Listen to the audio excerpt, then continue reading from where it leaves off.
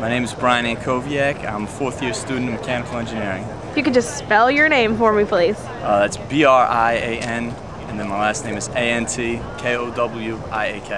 Okay, well, Brian, tell me about the display. Have you ever seen anything like this before? Yes, actually, I've been exposed to images of abortions since I was very young. Did the March for Life several years with my mother when I was even in elementary school.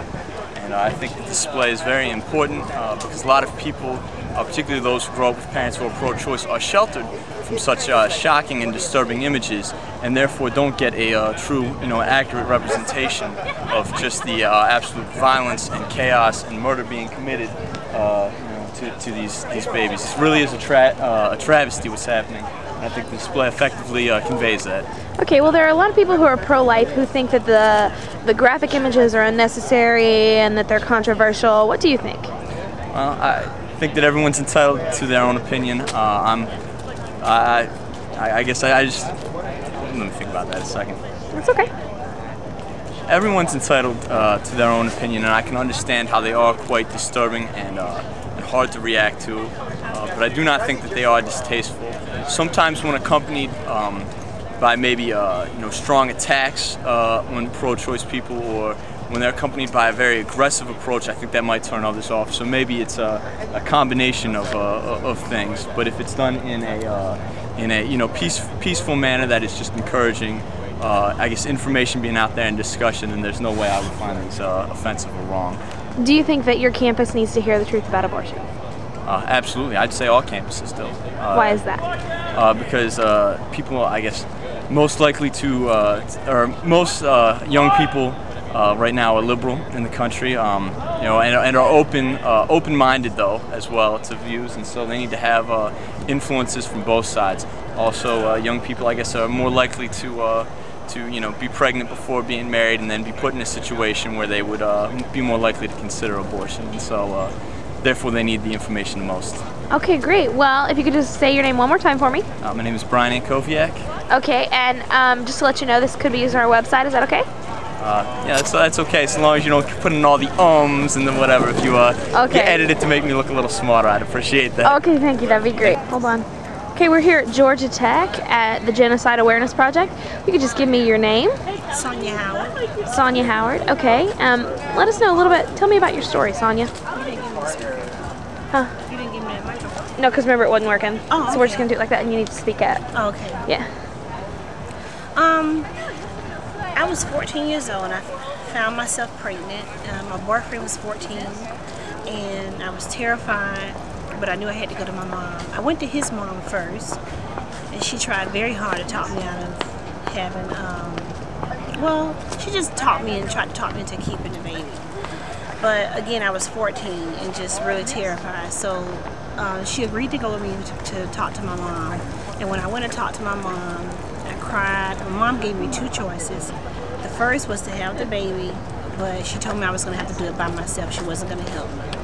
And so that terrified me right off from the very beginning. And then the second choice, by surprise, she gave me to have an abortion. And I was really shocked that that came from my mom, that she would actually give me that choice to abort. But I felt like it must have been a safe choice since my mom suggested it. So I took that choice. My mom quickly made an appointment for me at an abortion clinic. When we got there, I was giving counseling, and the lady who sat down with me told me that the procedure would be fast and safe, and that it would be over. My life would go back to normal. I actually was only about 7 weeks when I went, so after sitting there all day and watching girls leave because they was crying, they had changed their mind. By the time I got back to see the doctor to take the pregnancy test, I was told I would have to wait another week. I think another 2 weeks. So in between that time, Mother's Day came, and I cried even more because I didn't want to be pregnant actually on Mother's Day. And 2 weeks came, my mom had to work. I don't know if she didn't really want to go through it again, but my boyfriend's mother went with me. He didn't go. I was pissed off about that. But we went, and the whole time she tried to really talk me out of it, that she would help me. But I went on through with it. I the lady, when I sat down and I told her I didn't want to have, that I didn't want to kill my baby, she told me that it was a blob of tissue. And I remember thinking, oh, it's not a human. Okay, it's a blob of tissue. It's not a baby yet. Okay. So because of that, I felt, again, more comfortable in going ahead and proceeding with it. I signed a consent form and I aborted my baby. Afterwards, I felt very relieved because the burden had been lifted off of me of not being embarrassed in the 9th grade going to high school pregnant. And because I had been crying several weeks prior to that, and I had not been eating and very upset, I had lost a lot of weight. So now I was thinner, and I knew not to get pregnant. And of course they gave me some birth control pills. And so now I was off to the world to sleep with everybody who I met. I cried a little bit afterwards, but mostly it was a constant looking for love. I was living in a single parent home, and my dad wasn't there. He had left when I was 2 years old. And so it was a constant going from guy to guy, thinking if I sleep with this guy, then this will be the one. And surely, enough, the more I slept with guys, the more nobody, stuck with me. So it led to a life of being promiscuous and sleeping around with a lot of different people. I got several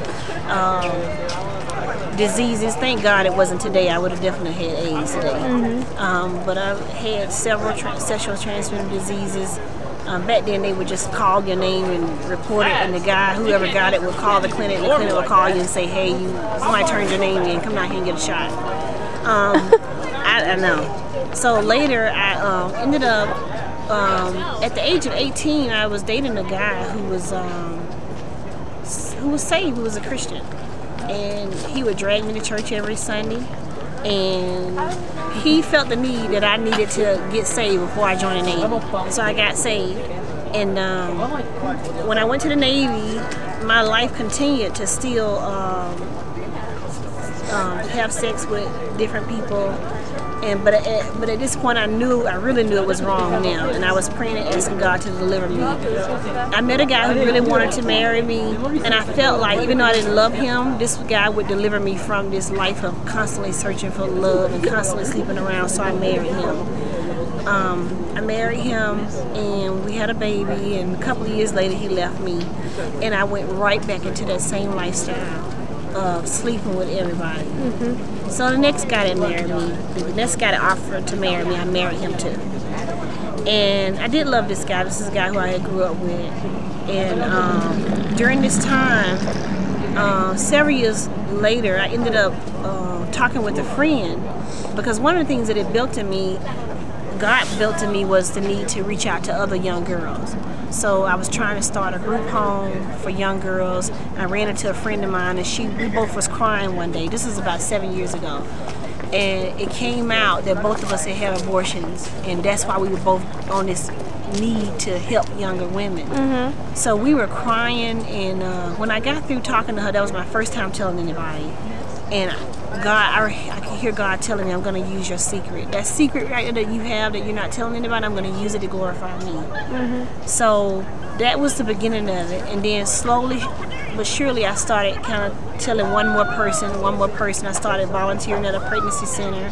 And I remember 2 years ago I saw an email that came across, and it was a picture of little baby pieces. And I remember thinking, oh my God, is that what it looks like? And it was my first time seeing it. And then when I went to the pregnancy center, we had training to be a volunteer.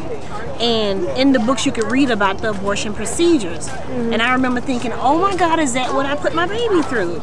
Listening to what they do, reading what they do. And then just recently, working with Dr. King and the Priest of Life, on their website they have all the pictures of all the aborted babies. And I remember just being overwhelmed when I first saw the website, and really just, thank God I know God has forgiven me for this. But really just thinking, oh my God, people need to see this, but how do you show them? How do you show them the truth? I didn't, this is what my baby went through. This is what they sucked my baby out with pieces, and this is what my baby went through. And I remember thinking, I want to tell my friends, but how can you tell them? How can you show them? So I think this is a great idea because it gives the people the truth. It shows them the pictures, and then after that they can decide whether or not, at least they can deny that it's not a blob tissue. And now that's what I'm doing. As many people as I can talk to, God has been delivering people across my path where I have an opportunity to let them know my story, what I went through, how it affected me, and how I can, you know, maybe possibly talk to them and let them know that there are other choices. There are other choices. And so that's what I'm here. That's why I'm here today.